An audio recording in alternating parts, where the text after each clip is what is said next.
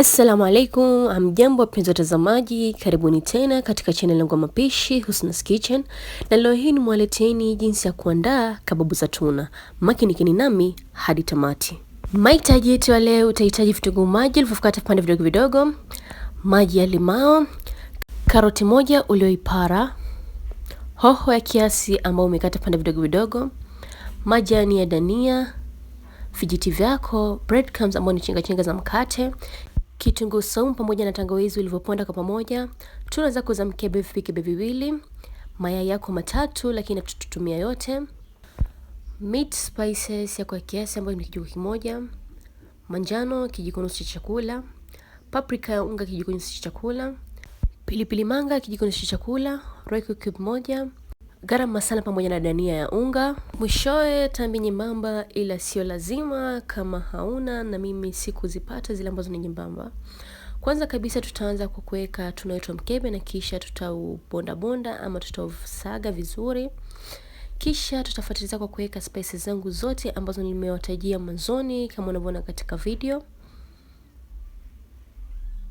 Kisha nitafuatilizia kwa kuweka royco cube moja kama unavyoona katika video. Kisha nichanganye kila kitu vizuri kama unavyoona katika video. Kisha nitafuatilizia kwa kuweka mchanganyiko wa tangawizi pamoja na kitunguu saumu kwa ndani ya sufuria yetu. Kisha nitachanganya kila kitu vizuri hadi mchanganyiko wangu utakapokuwa sawa. Nitafuatilizia kwa kuweka maji ya limao kama unavyoona katika video, na nichanganye kila kitu vizuri, na kisha nitafuatilizia kwa kuweka chumvi yangu ya kiasi kama unavyoona katika video. Katika miko yako nitaanza kwa kuipika tuna wetu, nitaipika kwa moto mdogo mdogo kama unavyoona katika video. Utaipika tuna wako kwa takriban dakika 10 hadi 15 hadi itakapokuwa sawa na kukauka vizuri. Tuna wako ukishaanza kuona wanapungua maji ama wanakauka vizuri, nitafuatilizia kwa kuweka vitunguu maji ambavyo nivikata vipande vidogo vidogo ndani ya sufuria yangu, na nikoroge ili kuchanganya kila kitu vizuri. Nitaipika kwa takriban dakika 3 hadi mpaka 5 hadi itakapokuwa sawa. Baada ya dakika 3 nitafuatilizia kwa kuweka hoho ambazo nimekata vipande vidogo vidogo kama unavyoona katika video, na nimimine ndani ya tuna wangu ndani ya sufuria, kisha nikoroge ili kuchanganya kila kitu vizuri kama unavyoona katika video. Nitafuatilizia kwa kuweka karoti ambazo nilizopara kama unavyoona katika video ndani ya tuna wetu, na kisha niendelee kuipika tuna wangu kama unavyoona katika video, na nitachanganya kila kitu vizuri. Mwishowe nitafuatilizia kwa kuweka majani ya dania, na kisha tuna wetu wako tayari. Nitaipua na niweke pembeni wapate kupoa. Katika bakuli langu la kiasi nitamimina tuna wangu ambao nimewakaanga ama nimepika, na niweke katika bakuli langu kama unavyoona katika video ninavyofanya. Kisha nitakoroga kiasi ili kuchanganya kila kitu vizuri ama nihakikishe kila kitu kiko sawa. Nitafuatilizia kwa kuweka yai moja ndani ya tuna wetu. Yai hili linasaidia tuna wetu kushikana vizuri unaposhepu tuna zako za vijiti ama kababu zako za vijiti. Nitachanganya kila kitu vizuri kama unavyoona katika video. Vile vile nitafuatilizia kwa kuweka mikate ambayo niliyoweka hapo mwanzoni kama unavyoona katika video. Nitaweka mikate 4. Ya kwanza mwanzo nitaweka 2, kisha huku nitachanganya kila kitu vizuri kama unavyoona katika video. Ukiona bado mchanganyiko wako ama tuna wako bado ni mlaini, utafuatilizia kwa kuweka mikate nyingine ili ipate kushikana vizuri. Mikate utaiweka kwenye maji kama unavyoona katika video, kisha utatumia tishu ama kitchen towel kama unavyoona katika video ili kukausha maji yaliyozidi ndani ya mkate kama ninavyofanya katika video.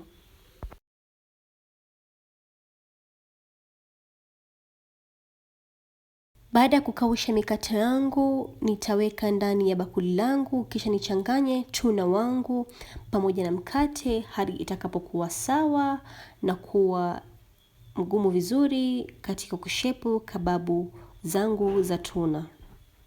Kisha nitachukua mayai mawili na niyapige ndani ya kibakuli kama unavyoona katika video, kisha nitaweka pembeni. Katika kushape kababu zetu za vijiti utahitaji kijiti na kisha nitaanza kushape kababu zangu vizuri. Hakikisha una shape kababu zako vizuri ili zisipate kupasuka wakati wa kuchoma. Baada ya kushape nitaweka kwenye breadcrumbs kama unavyoona katika video.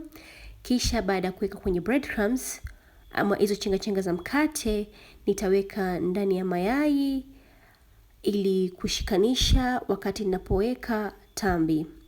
Katika kuweka tambi, nimetumia tambi ambazo zisizofaa kuwekwa, nimetumia tofauti na zile ambazo nilikuwa nataka.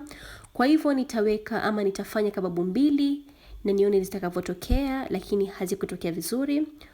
Kwa hiyo sio lazima kuweka tambi kama hauna, na tambi hizi huwa very rare kupatikana. Hizi ndio tambi ambazo nilikuwa nafaa kufanya nazo, lakini nikachukua nono za kiasi. Kwa hiyo nitaendelea kushape kababu zangu moja baada ya moja hadi nitakapomaliza kama unavyoona katika video. Katika kushape kababu hizi zingine ambazo hatutaziweka tambi, sio lazima udumbukize kwenye mayai wakati wa kushape baadaye, kwa sababu mwanzoni tulikuwa tumeshaweka mayai ndani ya tuna wetu. Kwa hivyo sio lazima kuweka ndani ya mayai. Baada ya kuweka kwenye breadcrumbs utaweka pembeni, na baada ya kushape kababu zangu zipo tayari kuchomwa. Utahitaji karai lako la kiasi ambayo ni safi, utaweka mafuta ndani. Utangoja hadi mafuta yatakapopata vizuri ama yatakaposhika moto vizuri, kisha nitaanza kwa kuchoma kababu zangu moja baada ya moja. Kuwa makini katika kuchoma kababu zako. Mwanzo utachoma kwa moto mkubwa, kisha tutapunguza moto ili kababu zetu zipate kuiva ndani.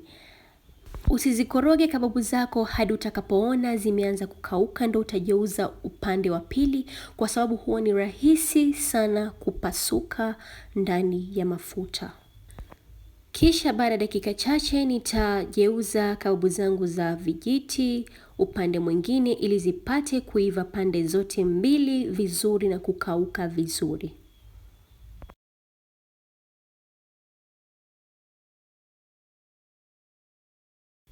Kababu zako zikishaiva ama kuwa tayari, utazitoa kwenye mafuta na uweke ndani ya sahani ambao umeweka tishu chini ili upate kutoa mafuta yaliyozidi. Kwa hiyo tutaipua na kisha tutaendelea kuchoma kababu zetu moja baada ya moja hadi tutakapomaliza.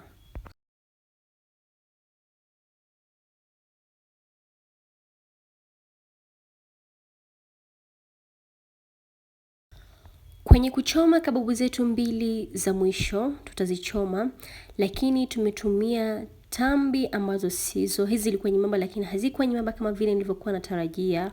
Kwa hiyo kisha unakuwa makini katika kununua tambi zile zingine nyembamba, na hivi ndivyo zilivyotokea, hazikuwa mbaya. Kwa kababu zetu hizi zingine hivi ndivyo zilivyotokea, ni tamu sana ajabu. Unaweza kutwalia kwa chutney sauce ama ukwaju ukipendelea katika kufuturu unapofungua mwadhini. Asanteni sana kwa kuangalia video yangu, natumai mmependa. Usisahau kusubscribe, kulike, kushare na kucomment na kubofya kengele itakayokuja hapo chini ili usipitwe na video zangu kila wiki. Na vile vile ningependa kuwatakia Waislamu wote Ramadan Karim wa Saumu Makbul, na kwaherini.